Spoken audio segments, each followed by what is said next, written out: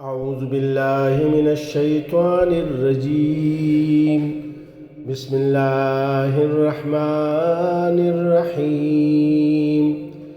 يا أيها الذين آمنوا إذا تداينتم بدين إلى أجل مسمى فاكتبوه وليكتب بينكم كاتب بالعدل ولا يأب كاتب أن يكتب كما علمه الله فليكتب وليملل الذي عليه الحق وليتق الله ربه ولا يبخس منه شيئا فإن كان الذي عليه الحق سفيها أو ضعيفا أو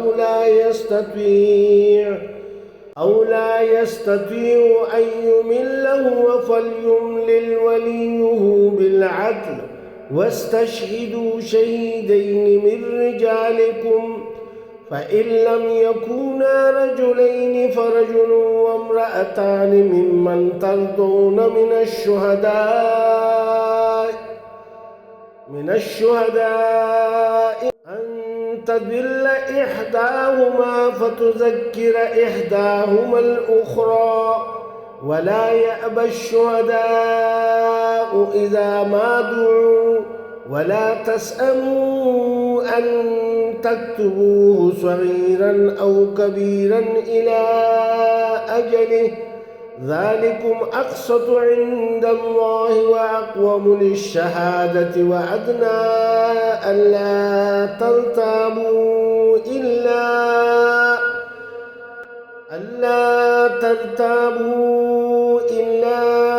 أن تكون تجارة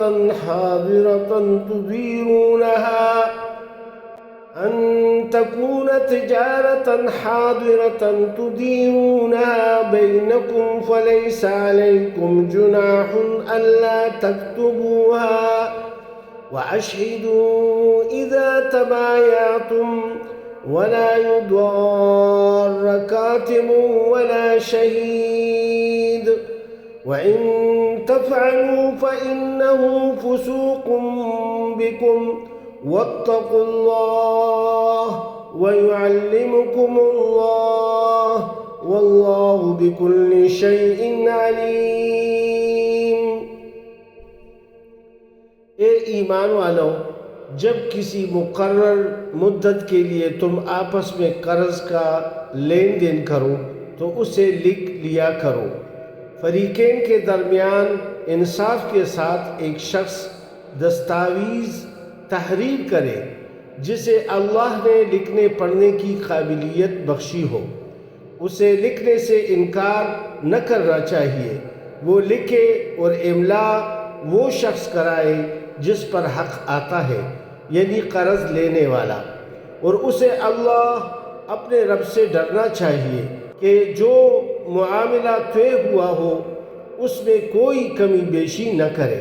لیکن اگر قرض لینے والا خود نادان یا ضعیف ہو، املا نہ کرا سکتا ہو، تو اس کا ولی انصاف کے ساتھ املا کرائے، یعنی جو وہ مقرر کرے وہ املا کرائے. پھر اپنے مردوں سے 2 آدمیوں کی اس پر گواہی کرا لو، اور اگر 2 مرد نہ ہوں تو 1 مرد اور 2 عورتیں ہوں، تاکہ ایک بھول جائے تو دوسری اسے یاد دلا دے. یہ گواہی ایسے لوگوں میں سے ہونی چاہیے جن کی گواہی تمہارے درمیان مقبول ہو. گواہوں کو جب گواہ بننے کے لیے کہا جائے تو انہیں انکار نہ کرنا چاہیے. معاملہ خواہ چھوٹا ہو یا بڑا، اس کی دستاویز لکھوا لینے میں تساہل نہ کرو، یعنی سستی نہ کرو. اللہ کے نزدیک یہ طریقہ تمہارے لیے زیادہ انصاف پر مبنی ہے. اس سے شہادت قائم ہونے میں زیادہ سہولت ہوتی ہے اور تمہارے شکوک و شبہات میں مبتلا ہونے کا امکان کم رہ جاتا ہے.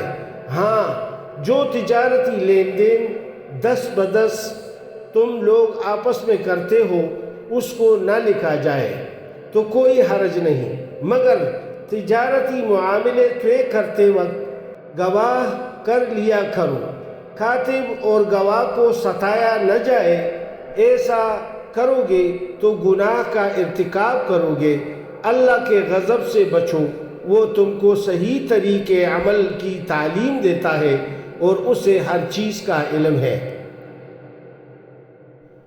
وَإِن كُنتُمْ عَلَى سَفَرٍ وَلَمْ تَجِدُوا كَاتِبًا فَرِهَانٌ مَّقْبُوضَةٌ فَإِنْ أَمِنَ بَعْضُكُمْ بَعْضًا فَلْيُؤَدِّ الَّذِي اؤْتُمِنَ أَمَانَتَهُ وَلْيَتَّقِ اللَّهَ رَبَّهُ وَلَا تَكْتُمُوا الشَّهَادَةَ وَمَنْ يَكْتُمْهَا فَإِنَّهُ آثِمٌ قَلْبُهُ وَاللَّهُ بِمَا تَعْمَلُونَ عَلِيمٌ۔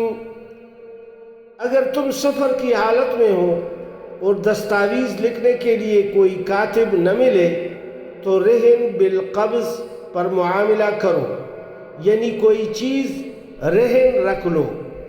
اگر تم میں سے کوئی شخص دوسرے پر بھروسہ کر کے اس کے ساتھ کوئی معاملہ کرے تو جس پر بھروسہ کیا گیا ہے اسے چاہیے کہ امانت ادا کرے اور اللہ اپنے رب سے ڈرے، اور شہادت ہرگز نہ چھپاؤ، جو شہادت چھپاتا ہے اس کا دل گناہ میں آلودہ ہے اور اللہ تمہارے اعمال سے بے خبر نہیں ہے۔